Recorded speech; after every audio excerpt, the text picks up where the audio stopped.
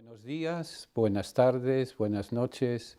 Bienvenidos a nuestra tertulia de Descubriendo el siglo XXI. Sé que la tertulia es por radio, pero también es por televisión, también es por YouTube. Hay que utilizar los medios que Dios nos da para anunciar su palabra.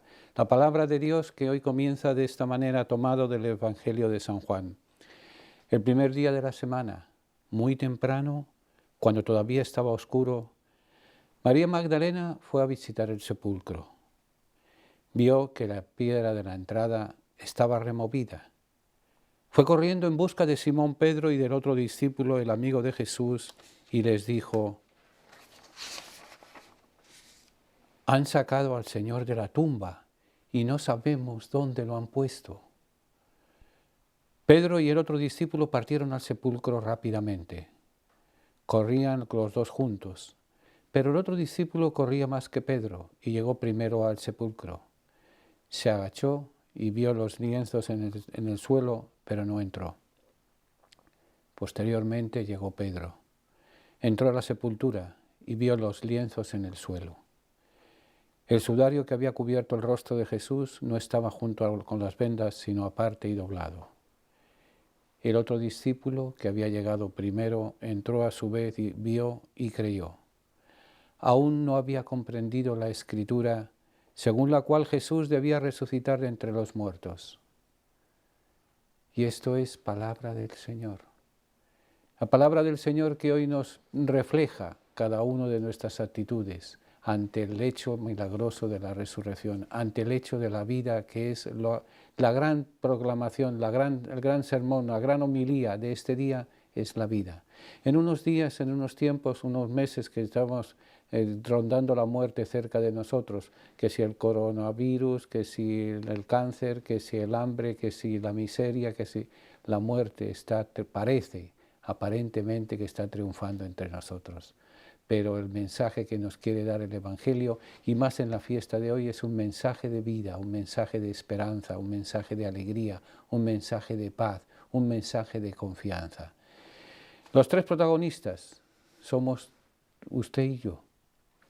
María Magdalena. María está encandilada, está enamorada, es la seguidora fanática de Jesús. Ella ha creído, ha habido un intercambio de ideas, un intercambio de diálogo, un intercambio de vida. Y María Magdalena ha creído en Jesús, pero de repente se lo han quitado de en medio, se lo han robado, no lo ve, no lo encuentra. Se ha hecho el desconocido, se ha hecho el oculto.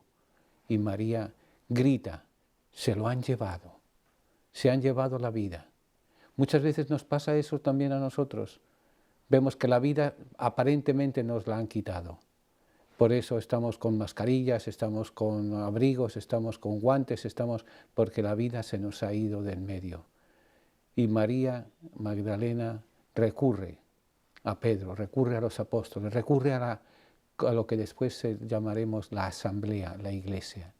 Y allí se pone la queja, pone el complaint: se han llevado a Jesús, se han llevado el cuerpo de Jesús, se han llevado su cadáver.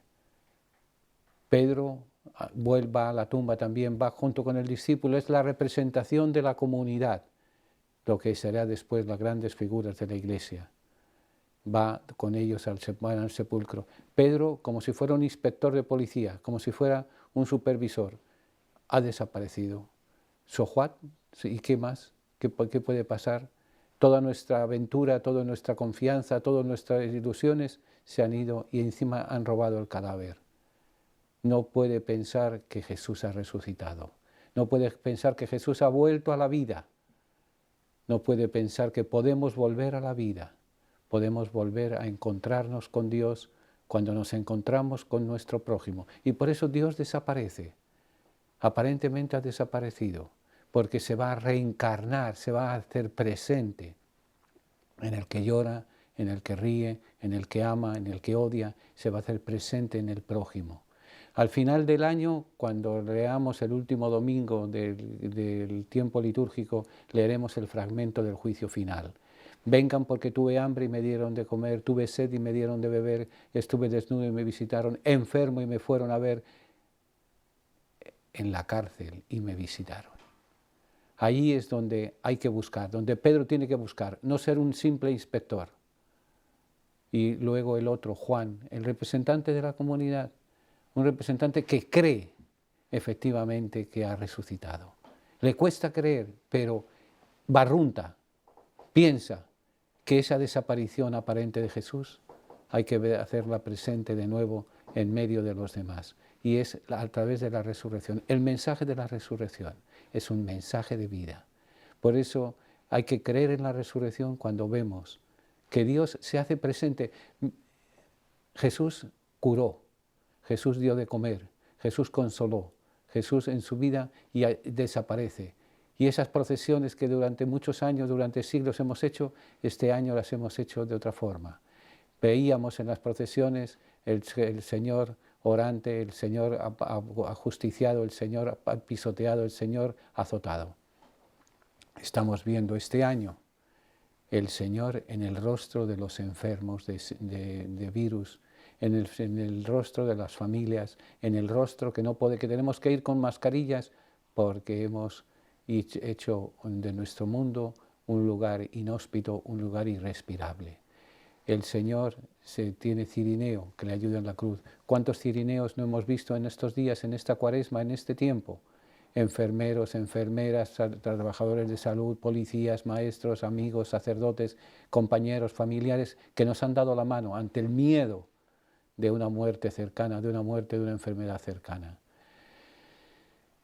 Juan vio que había resucitado, creyó que había resucitado, creyó que la palabra se había hecho realidad, que Jesús se pone aparte y la resurrección se hace presente en el rostro de los hermanos, se hace presente en el que llora, en el que sufre, en el que ama, en el que está compartiendo con los demás. Por eso el gran mensaje para esta Pascua de resurrección es eso, buscarlo, buscar al que está fuera del sepulcro, buscarlo no simplemente acudiendo a la comunidad como hizo la Magdalena, no simplemente como inspectores, como hace Pedro, sino sobre todo como hace Juan, como hace el discípulo, ni siquiera lo nombra, el discípulo amado, el discípulo cercano a Jesús, es el que va a dar la solución, ha resucitado. Jesús resucita cada día en medio de nosotros cuando somos capaces de dar la mano, cuando somos capaces de sentirnos cercanos, cuando somos capaces de sentir solidarios con los demás. La Iglesia nos lo recuerda. Las alegrías y las esperanzas, las penas y las tristezas de los creyentes en Cristo son las alegrías y las esperanzas de aquellos que sufren y que compartimos entre todos, porque nada humano le es ajeno al creyente. La resurrección de Cristo es el mensaje que nos trae, no ser ajenos a la vida, a la muerte, a la alegría, a la pena, a la tristeza, a la esperanza.